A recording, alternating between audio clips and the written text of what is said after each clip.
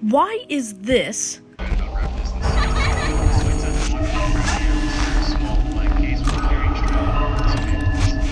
considered the best strategy in FNAF 2?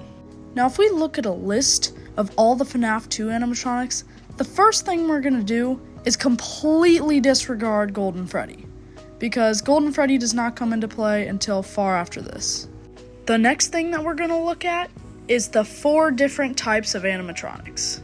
We're going to be starting with Withered Freddy, Withered Bonnie, Withered Chica, and Toy Freddy. So the reason why I chose these 4 first is because they are pretty big part of the strategy. They are what's called office animatronics. Basically, they will chill out in your hallways until you pull up the camera, and then when you pull down the camera, they have a chance to spawn there, and if you don't pull up the mask fast enough, then you die.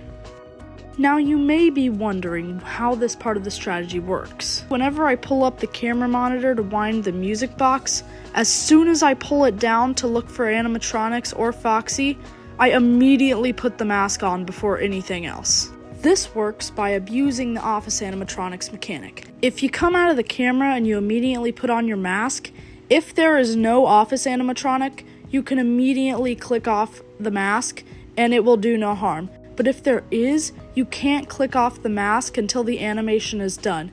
This is really helpful so that you don't accidentally click it off. Our next category of animatronics are the vent animatronics. This includes Mangle, Balloon Boy, Toy Bonnie, and Toy Chica. Now, what's good about the vent animatronics is that they're fairly easy to deal with and you can mostly use sound cues. Every cycle you do, check to make sure that there are no vent animatronics in there.